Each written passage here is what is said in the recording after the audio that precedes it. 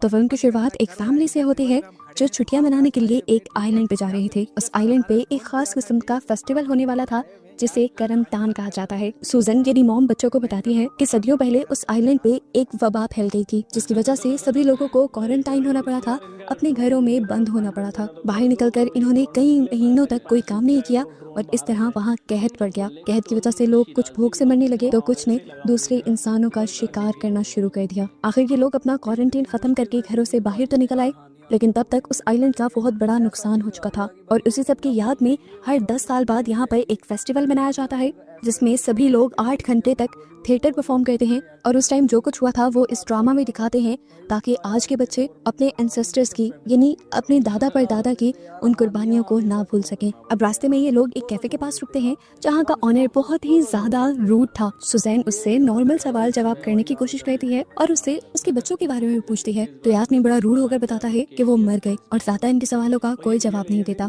ان کے بچے بھی اب اسی کیفے کو وزٹ کرنے کے لیے جاتے ہیں اور انہیں کیفے کے بیک سائڈ پر ایک سمندری پرندہ عجیب طریقے سے کٹا ہوا ملتا ہے جس کی یہ لوگ پکچر لے لیتے ہیں۔ خیر کھانا کھانے کے بعد سوزن جب اس آئی لینڈ پر سمندر کے راستے سے جانے والی بوٹ کا پوچھتی ہے تو اس آئی لینڈ کا نام سنتے ہی خوف سے وہ ہوٹل آنر اپنی پلیٹ ہی توڑ دیتا ہے اور ان لوگوں سے خوف میں آ کر کہتا ہے وہاں جانا ٹھیک نہیں، اور اس مہینے میں تو بالکل بھی نہیں، کیونکہ اس مہینے ان کا کرن تان فیسٹیول آنے والا ہے جس کے دوران وہ کسی باہر سے آنے والے لوگوں کا آنا پسند نہیں کرتے، یہاں تک کہ عام حالات کے لیے بھی وہاں کوئی ہوٹل نہیں ہے جہاں پر کوئی وزٹر آ کر رکے۔ تو رچرڈ ہوٹل آنر کو وہ گھر دکھاتا ہے جسے انہوں نے چھٹیاں گزارنے کے لیے بک کیا تھا۔ آخر وہ ہوٹل آنر ان کے ساتھ سچ ہی بول دیتا ہے اور بتاتا ہے کہ اس آئی لینڈ کے لوگ سائیکو ہیں اور باہر سے آنے والے لوگوں کو وہ کاٹ کر کھا بھی لیتے ہیں، لیکن اس سب کے بعد بھی انہیں ڈر نہیں لگتا کیونکہ انہیں لگ رہا تھا کہ یہ شیف بکواس کر رہا ہے۔ سوزن کو ہر حال میں کرن تان دیکھنا تھا، وہ اتنا لمبا سفر طے کر بھی آئے تھے، اسی لیے واپس جانے کا تو سوال پیدا ہوتا ہی نہیں تھا۔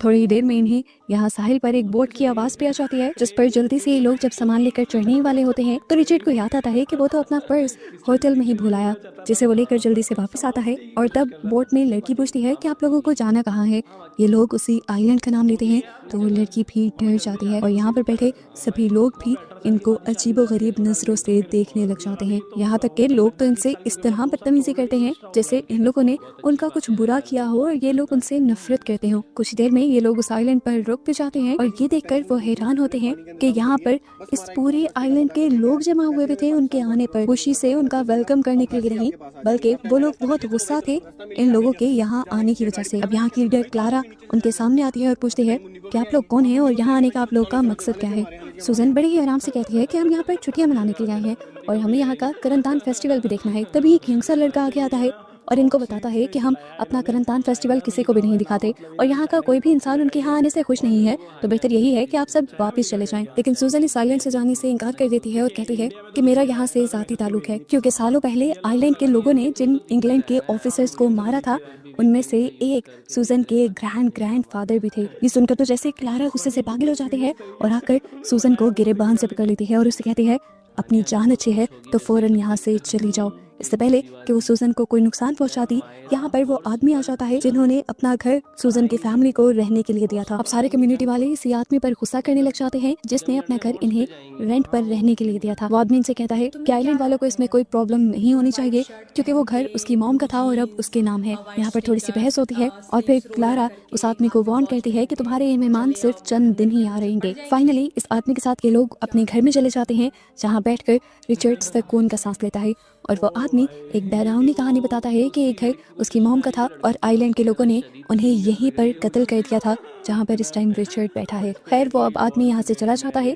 یہ لوگ اپنا سامان ان پیک کرتے ہیں اور جیسے ہی نہانے کے لیے واش روم میں چلی جاتی ہے جہاں نہاتے ہوئے اسے شیشے کی دوسری طرف سے بہت ہی عجیب و غریب آوازیں آ رہی تھیں، لیکن اسے جا کر چیک بھی کیا تو وہاں کچھ بھی نہیں تھا۔ اب تھوڑی دیر بعد یہ لوگ ڈنر کرتے ہیں اور سونے کے لیے چلے جاتے ہیں جہاں آدھی رات میں ان کی آنکھ ایک عجیب سے شور سے کھلتی ہے۔ یہ سبھی پریشان ہو جاتے ہیں، رچرڈ اور سوزن باہر چیک کرنے کے لیے جاتے ہیں تو دیکھتے ہیں کہ وہاں پورے آئی لینڈ کے لوگ جمع تھے، اپنے منہ پہ عجیب ماسک لگائے، بڑے بڑے گاؤن پہنے، وہ ہاتھوں میں مشال لیے ہوئے تھے، عجیب سا شور مچا کر وہ انہیں ڈرا رہے تھے۔ تو سوزن ان آئی لینڈ والوں کو کہتی ہے آپ کو یہ شور بند کرنا ہوگا، اندر ہمارے بچے ڈسٹرب ہو رہے ہیں۔ آئی لینڈ کے لوگ ان کے پاس ایک مرے ہوئے ریکون کی لاش پھینک دیتے ہیں اور یہاں سے چلے جاتے ہیں۔ اب رچرڈ اور سوزن سچ میں ڈر گئے تھے वो सोच में पड़ गए تھے کہ کیا انہوں نے یہاں آ کر کوئی غلطی تو نہیں کر دی۔ خیر اگلا دن دکھایا جاتا ہے اور اب پتہ چلتا ہے کہ کرن تان یعنی اس فیسٹیول میں صرف ایک ہی دن رہ گیا ہے جسے دیکھنے کے لیے سوزن یہاں آئی تھی، لیکن ان کا ایک دن بھی اس گھر میں رہنا مشکل ہو گیا تھا کیونکہ جیسی کو اپنے کمرے میں ایسے لگتا تھا کہ جیسے ہر وقت کوئی اسے دیکھ رہا ہو، اور ان لوگوں کا شک ٹھیک بھی تھا۔ دکھایا جاتا ہے کہ سچ میں کوئی چھپے ہوئے سی سی ٹی وی سے ان لوگوں کے اوپر نظر رکھے ہوئے تھا۔ ان ساری چیزوں سے تنگ آ کر ریچرڈ اب اس آدمی کی گھر جاتا ہے جس سے اس نے یہ گھر لیا تھا۔ وہ اسے وہ مرا ہوا رکون دیتا ہے جو رات تماشا کرنے کے بعد آئی لینڈ والے ان کے گھر کے باہر پھینک گئے تھے۔ وہ سارے تماشے کے بارے میں بھی بتاتا ہے اور یہ بھی بتاتا ہے کہ گھر پہ انہیں ایسا فیل ہو رہا ہے جیسے کوئی ان کے اوپر نظر رکھے ہوئے ہو، سبھی لوگ ان سے نفرت سے ٹریٹ کر رہی ہیں، اور اگر ایسا ہی چلتا رہا تو وہ اس کے گھر کے بارے میں نیگیٹو ریویو دے دے گا، جس کے بعد کوئی بھی یہاں پر اپنی چھٹیاں منانے نہیں آئے گا۔ اب آنر اسے کہتا ہے آپ ایسا نہیں کریں گے، میں کمیونٹی والوں سے بات کروں گا۔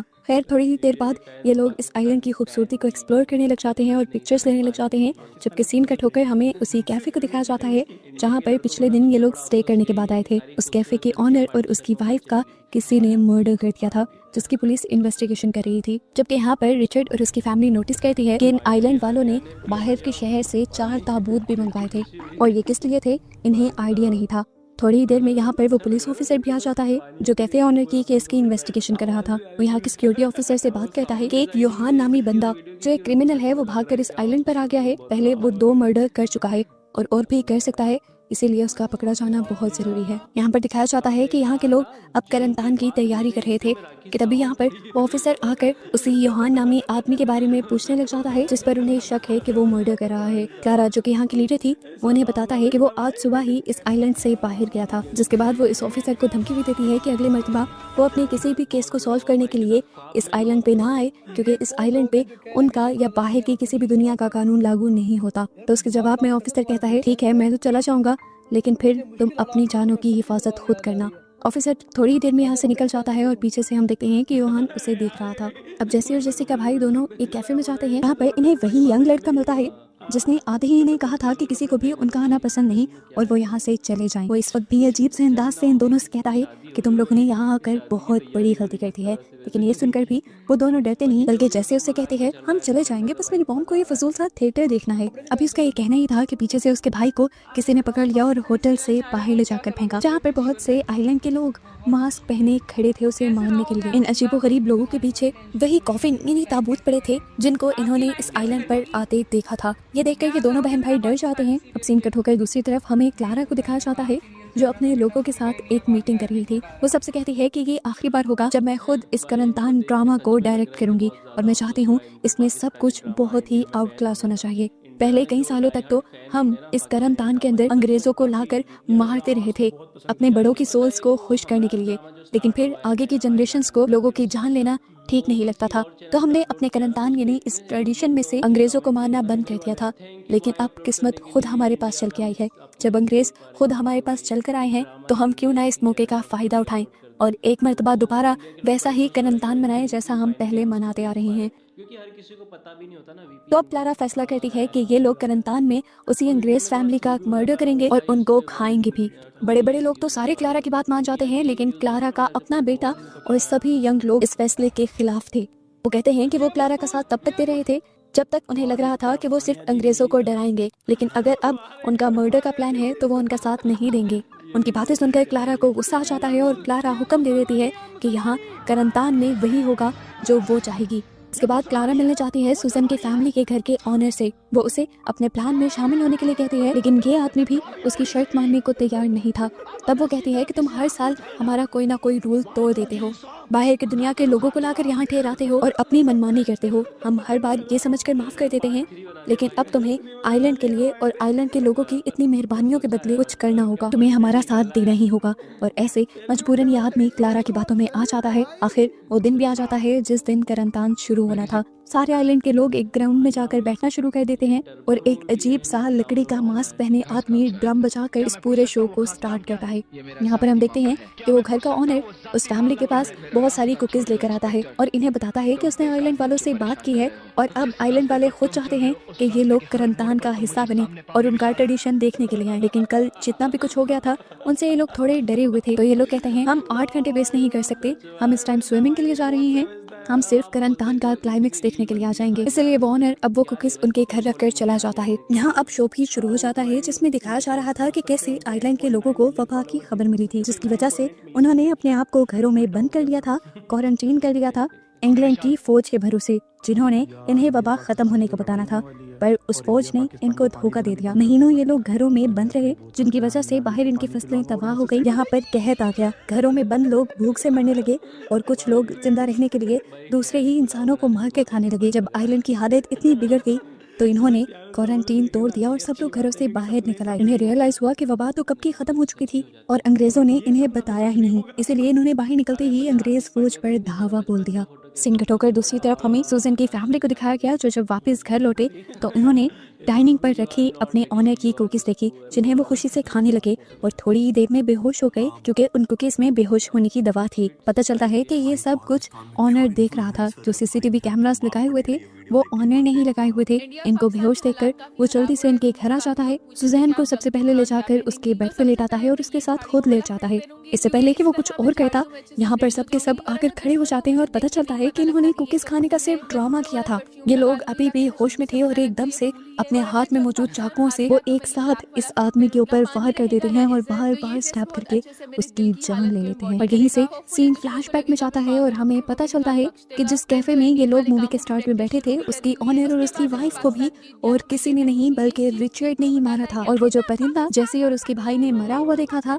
اسے بھی ان دونوں نے خود مارا تھا۔ یعنی دراصل یہ لوگ سائیکوپیتھ کی فیملی تھی، پاگل فیملی تھی، جنہیں لوگوں کو مار کر مزہ آتا تھا۔ اپنی اسی عادت کی وجہ سے وہ سیریل کلر بھی بن گئے تھے اور لوگوں کو مارنے کی اپنی اس خواہش کو مٹانے کے لیے یہ لوگ ایسے ہی چھوٹے چھوٹے آئی لینڈز پر آتے تھے جن کا باہر کی دنیا کو زیادہ پتہ ہی نہ ہو۔ اس کے بعد یہ سب لوگ کچھ ہتھیار لیتے ہیں اور باہر نکل جاتے ہیں، جو ان کے سامنے آنے لگتا ہے انہیں یہ بے دردی سے مارنا شروع کر دیتے ہیں۔ جیسے کسی کے سر میں اپنا چاقو اسٹیپ کرتی ہے تو اس کا بھائی کلہاڑی سے کسی دوسری عورت کو مارتا ہے، ایسے ہی بے دردی سے قتل کرتے کرتے یہ لوگ اس جگہ پر پہنچ جاتے ہیں جہاں وہ تھیٹر چل رہا تھا۔ یہاں پر بھی یہ لوگ اپنے راستے میں آنے والے ہر انسان کو مارنے لگے تھے اور یہاں پہ بھگدڑ مچ چکی تھی۔ کلارا کو بھی پتہ چلا تھا کہ ان کے آئی لینڈ پر حملہ ہو گیا ہے، لیکن یہ حملہ کس نے کیا تھا کلارا یہ نہیں جانتی تھی۔ اسے بس یہ پتا تھا کہ یہ اس کا آخری کرنٹینہ ہے، یہ آخری فیسٹیول ہے جسے وہ ہر حال میں پورا کرنے میں لگی ہوئی تھی۔ یہاں پورے آئی لینڈ میں خوف پھیلا ہوا تھا اور سب کو لگ رہا تھا کہ لوگوں کو مارنے والا اور کوئی نہیں بلکہ یوہان ہی ہے، جس کے پیچھے آفیسر بھی یہاں آئے تھے۔ یہ لوگ اب جلدی سے پورٹ کی طرف جاتے ہیں، وہاں جا کر یہ لوگ گھبرائے ہونے کا ڈرامہ کرتے ہیں اور یہاں پر جب سیکیورٹی ایجنٹ انہیں کام ڈاؤن کرنے کی کوشش کرتی ہے تو دونوں بہن بھائی چاقو سے اسے مار ڈالتے ہیں اور اسے مارنے کے بعد اس کے ساتھ اپنی سیلفی بھی لے لیتے ہیں۔ یہاں یہ سب کچھ ایک آدمی دیکھ چکا تھا، اسے مصیبت کا اندازہ ہو گیا تھا، اسی لیے وہ ایک فلیئر گن اٹھا کر ہوا میں فائر کر دیتا ہے، جس سے چاروں طرف لال رنگ کی روشنی پھیل جاتی ہے۔ یہ اصل میں ایمرجنسی میں پولیس کو بلانے کا سائن تھا۔ رچرڈ اور سوزن بھی یہ سمجھ چکے تھے، لیکن وہ پھر بھی بڑے آرام سے یہاں ایک دوسرے کے ساتھ ہنسی خوشی اپنا ٹائم بتانے لگے، بجائے پینک ہو کر بھاگنے کے۔ یہاں پہ دکھایا جاتا ہے کہ بچے کچھ آئی لینڈ کے لوگ اب ایک چھوٹے سے گھر کے اندر چھپنے کی کوشش کرتے ہیں جنہیں رچرڈ دیکھ چکا تھا۔ وہ دروازوں میں بنے گیپ میں ایک چاقو مارتا ہے، جو پہلے تو کسی کو نہیں لگتا، لیکن ایک دو مرتبہ اسی طرح وار کرنے پر کلارا اس سے زخمی ہو جاتی ہے۔ یہاں پر اندر سے بھی لوگ ان کلرز کے اوپر حملہ کرتے ہیں، یہ جانے بغیر کہ کلرز ہیں کون۔ ان کا چاقو رچرڈ کو لگ جاتا ہے، وہ بری طرح زخمی ہوتا ہے، لیکن پھر بھی ایسے ہی ایکٹ کرتا ہے کہ جیسے اسے کچھ ہوا ہی نہ ہو۔ فائنلی یہ لوگ یہاں کا دروازہ توڑنے میں کامیاب بھی ہو گئے تھے۔ کلارا، اس کا بیٹا اور ایک اور جوان لڑکا یہاں سے بھاگنے میں کامیاب ہو گئے، لیکن باقی سب ان لوگوں کے سامنے پھنس گئے جنہیں ایک ایک کر کے بے دردی سے انہوں نے قتل کر دیا۔ ہر انسان کو پیٹ، سر اور دل میں سٹاب کر کے انہوں نے مارا تھا۔ یہاں پر وہ آفیسر جو پچھلے دن ہی اس آئی لینڈ پہ آیا تھا، اسے خبر ملتی ہے کہ یوہان نے آئی لینڈ پر قتل عام مچا دیا ہے، یعنی وہ بہت سارے لوگوں کا مرڈر کر رہا ہے۔ سین کٹ ہو کر دوبارہ آئی لینڈ کو دکھایا جاتا ہے جہاں پر ساری ہی انسانی لاشوں کو اکٹھا کر کے رچرڈ اور اس کی فیملی نے جلا دیا تھا اور اب وہ آرام سے بیٹھے ہوئے تھے، جہاں سوزن رچرڈ سے کہتے ہیں کہ جلتے ہوئے انسانوں کی لاشوں کی بدبو انہیں اپنے ہنی مون کی یاد دلاتی ہے، یعنی یہ لوگ کئی سالوں سے ایسا کرتے آ رہے تھے۔ یہاں باتوں ہی باتوں میں رچرڈ اور اس کے بیٹے کے درمیان میں بحث شروع ہو جاتی ہے، جس کے غصے میں رچرڈ اس کی گردن کے آر پار اپنا چاقو اسٹیپ کر دیتا ہے اور اپنے ہی بیٹے کو مار دیتا ہے۔ اپنے بیٹے اور اپنے بھائی کو مرتا دیکھ کر سوزن اور جیسی نے کچھ بھی نہیں کہا، وہ ایسے ہی بیٹھی رہی کہ جیسے کوئی بڑا کام ہوا ہی نہ ہو۔ بڑی آرام سے سوزن پوچھتی ہے کہ تم نے اسے کیوں مار دیا، تو وہ کہتا ہے کہ یہ ہمارے راستے کا پتھر بن رہا تھا، میری بات نہیں مان رہا تھا، اسی لیے اسے مارنا ضروری تھا۔ تو جیسی کہتی ہے اب ڈیڈ میرے لیے ایک اور بھائی ڈھونڈنا پڑے گا، مطلب یہ بھی اس کا سگا بھائی نہیں تھا، बल्कि इसकी फैमिली को मार कर इन लोगों ने उसे अडॉप्ट किया हुआ था, इसीलिए तो रिचर्ड इतने आराम से उसे मार पाया। इसके बाद ये तीनों अपने उसी घर में आ जाते हैं जिसमें वो रहने के लिए आए थे। इस घर के पीछे ही ऑनर का घर भी था, जिसके अंदर ये जब जाते हैं तो वहाँ पर बहुत से CCTVs देखते हैं और ये जानकर इन्हें बहुत बुरा लगता है कि घर का ऑनर इनके ऊपर नजर रखे हुए था। यहाँ पर रिचर्ड को एक अंदरूनी रास्ता भी मिलता है जो इनके घर की तरफ जा रहा था। रिचर्ड यहाँ से जाने का फैसला करता है, जबकि दूसरी तरफ हमें पता चलता है कि क्लारा के ऊपर अभी भी करनतान को खत्म करने का भूत सवार था और करनतान को खत्म करने के लिए वो अंग्रेजों को मारना चाहती थी, इसीलिए वो अपने साथी के साथ गन लिए इस घर में आ जाती है, जहाँ सबसे पहले उसका सामना हो जाता है जैसी से, जो उसके सामने मासूम होने का ड्रामा करने लग जाती है और बताती है कि इस घर का ऑनर एकदम से पागल हो गया था। उसने मेरे डैड और भाई के ऊपर हमला किया, यहाँ तक कि मेरे भाई को मार भी दिया। वो अभी भी हमारे पीछे पड़ा हुआ है, इसीलिए मैं उससे अपनी जान बचा रही हूँ। ये सुनकर वो आदमी जिसके हाथ में गन थी वो उसी ऑनर को घर में ढूंढने के लिए चला जाता है, लेकिन उस आदमी के जाने के बावजूद भी क्लारा को लग रहा था कि जैसे उससे झूठ बोल रही है, लेकिन जैसी उसे अपनी मासूम बातों में फंसा ही लेती है कि ये लोग मासूम हैं। थोड़ी ही देर में जोर से सूजन भी पास का दरवाजा खोलते हुए जेसी के पास आ जाती और ये दोनों मिलकर रोने का ड्रामा करने लग जाती हैं जैसे इनके ऊपर बहुत बड़ा जुल्म हुआ हो। यहाँ वो आदमी अब उस कमरे में भी पहुंच गया था जिस कमरे में इन्होंने ऑनर को मारा था। वो ऑनर की टुकड़े टुकड़े हुई लाश दिखता है तो समझ आता है कि ये फैमिली ही उन्हें बेवकूफ बना रही थी। वो चेक करने के लिए दूसरे रूम में आया जहाँ रिचर्ड मरा हुआ पड़ा था, लेकिन वो तो सिर्फ ड्रामा कर रहा था। उसके यहाँ आते ही वो एकदम से खड़ा हो जाता है और उसकी गर्दन पर वार कर देता है मारने के लिए। मरता मरता भी आदमी अपनी शॉटगन चला जाता है जिससे रिचर्ड का पूरा हाथ ही कट कर नीचे गिर जाता है। फाइनली अब ये लोग अपना ड्रामा खत्म कर देते हैं। रिचर्ड अपने कटे हुए हाथ को लेकर नीचे आता है और बताता है, हाँ, यहाँ पर सभी लोगों को मारने के पीछे हम लोग ही हैं। ये सुनकर क्लारा को गुस्सा आ जाता है और वो जब इनको चाकू से मारने ही वाली थी तो पीछे से किसी ने क्लारा को ही सर पे शूट करके मार दिया। ये पुलिस ऑफिसर्स थे जिन्हें लगा कि क्लारा मासूम टूरिस्ट को मारना चाह रही है और ऐसे इतना कुछ बिगाड़ने के बावजूद भी ये लोग बच गए और बेकसूर बन गए। इन लोगों को रेस्क्यू करके यहाँ से ले जाते हैं, जबकि यूहान जिसने कुछ किया भी नहीं था उसे पुलिस इस सब का कसूरवार मानते हुए वहीं पर शूट कर देती है और रिचर्ड की फैमिली एक डेविल हंसी के साथ यहाँ से चले जाते हैं और इनको दिखाते हुए ही ये मूवी यहाँ खत्म हो जाती है।